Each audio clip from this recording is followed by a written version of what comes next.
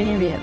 I know that God has touched you and changed you quite a lot since the first meetings you went to, which was, I think, July meetings, the 10th meeting. Do you want to just give a few examples of how you've been changed, how God's touched you?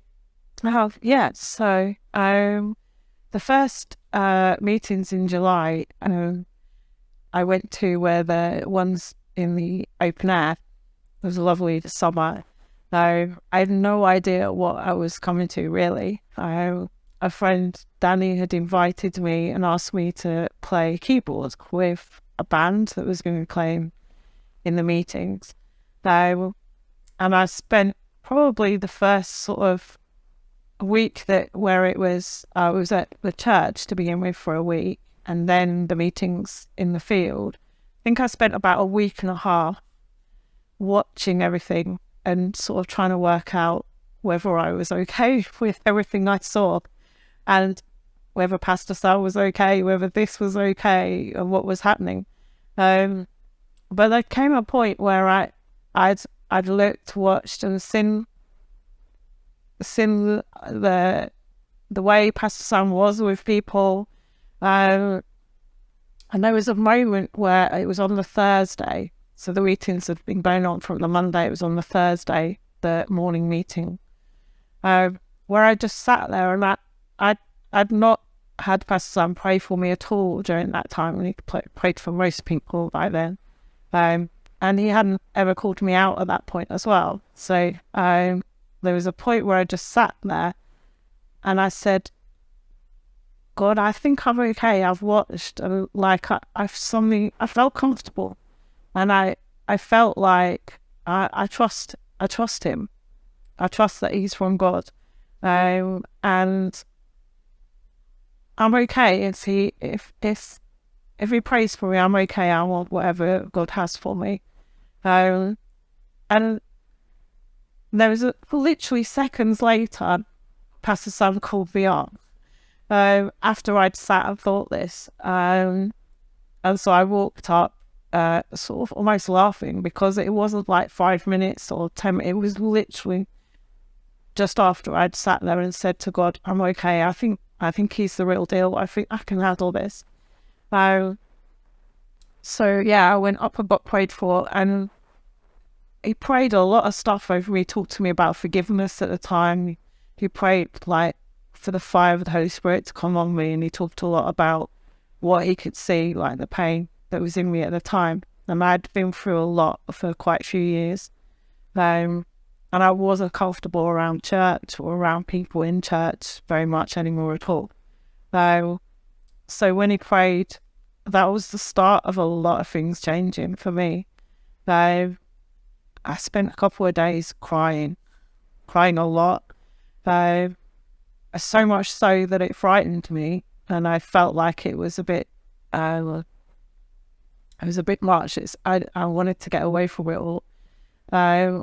And then I remember I texted Danny, actually, and he forwarded my message on to Pastor Sam, who ended up ringing me, because I said, I don't want to come anymore. I feel a bit vulnerable.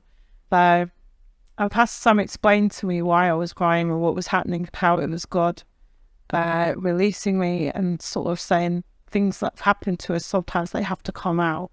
They have to come out a certain way. And this was the way that God releases you and gets things out sometimes. So he said if I came back that Monday night, he'd pray for me again, and that God would continue doing something, but I just need to trust him. And so I came back that night, and when I got prayed for this night, I didn't cry like I was the nights before. I felt this peace. I felt a calmness. And Pastor Sam just kept praying for me. After that, I didn't really know what had happened, except I remember going to see some friends. One friend, I walked into her house. I didn't say anything. I didn't say I'd been to this meeting or anything that happened. I walked into her house, and she just looked at me, and she went, "Oh, what's happened to you? Like, tell me, I need some of this." And so I talked to her about the meetings that I've been in. And then I had other friends who it was a very similar reaction. They would just look and say, something's changed. What's changed? Yeah, so that was the start, even though at that point I wasn't totally sure how much had changed in me. I know it was the start of a process where God started doing changes in my life. So it wasn't all in one go. During those few days and afterwards, I had to look at some things where I had to forgive some people. I'd seen some people in the meetings and that had upset me, and I found it really, really difficult. But one of the things that I'd been talked to was about forgiveness, and I knew that's what I needed to do. And so, yeah, that was a process at that time. And I'm not saying I've got things all right yet, but God's definitely been working that in me. And I think since then, that was the start of something that just kept changing in my life. From there, Pastor Sam just kept praying I think in the November meetings when he came to Rickley, he keeps praying fire on people. So he keeps saying fire. And I've thought about that recently. Fire basically burns up everything that's dead and gets rid of anything that shouldn't be there, or exposes it. And I think that's what's been happening for me since then. There was a point after the November meetings where I'd been prayed for, and I was coming home and I had this thought in my head that we're going to clean house together. And I just thought, I've been doing a lot of family stuff and, I've got a lot of stuff at home. I was like, oh, great, I'm going to have the energy to get all this sorted and completed. But then I saw myself looking at all my books and DVDs and things like that, and I realised that maybe I was going to be doing something a bit more like sorting things out. And as I looked at some of them, there was some that stood out a bit more, and I ended up looking at some of the Harry Potter DVDs. I've got all the books. Well, I had all the books, I should say, all the DVDs, the extended editions. I absolutely loved the stories. And I'd watched loads. I watched the first version of that, the very first Harry Potter one, loads of times.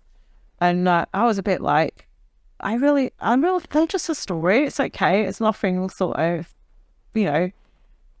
but it didn't go away. I kept looking at them. There was a point I even remember talking to Jack, saying, yeah, but it's, I don't really know why I don't want to let go of them. I just sort of, I really liked listening. I liked watching the film. But basically, in the end, I realised that I needed to get rid of their stories of witchcraft, that they don't really have any place in a Christian. So despite sort of enjoying the story and liking that, there came a point where I said, okay, I know I need to get rid of this. And I remember the day that I did it, I got the DVDs, broke them up, I ripped up the books, got them. So, I wasn't going to pass them on to anyone else. If they're not good for me, they're not any good for anyone else. And as I did it, I thought I'd feel really sad afterwards, because I felt like I was letting go of something that was a comfort at one point. But actually I didn't. I felt lighter. I felt lighter somehow. And then I remember looking at my hands, and it wasn't physical, but I looked at my hands and they looked sort of like sooty, like you'd been handling coal. And I was like, oh, what's that? And so when I was praying, I asked God about it, and I got the scripture where it says, he who would ascend the hill of the Lord must have clean hands and a pure heart. And to me, I understood that as meaning when you want to connect with God, you want to be in his presence, he's saying you need to have clean hands and a pure heart. And so I looked up the scriptures about it, that it was all about the things that we put before God, or things that we look to get comfort for, instead of going to God. Well, I saw some other things relating to that at the time that really showed me how it's not good to look to witchcraft or things like that, your concept. But that was the start of taking me through different things in my life that he was showing me, let go of this because I want to come in these areas. I want to come in and bless you. I want you to experience me. You have to let go of these things because they're idols. In life, they're things that are getting in the way. I saw a picture of me throwing alcohol out, and that shocked me at the time because I had a good amount of alcohol in the cupboard for making cocktails and Christmas drinks, things like that. And again, that took me probably about a month or two to get around to being able to chuck that out. But I did it just before Christmas, and I've not drank since. That I just think that was God telling me, it was God showing me that's what I needed to do, because that's what He wants me to do. He wants me to be free and clean before Him. And nobody told me, it was something I saw. And I think as time has gone on, that's how God's been speaking to me. He shows me something in a picture, or I hear it like a thought. And I'm learning to follow that voice bit by bit. And yeah, I hope to continue to do that.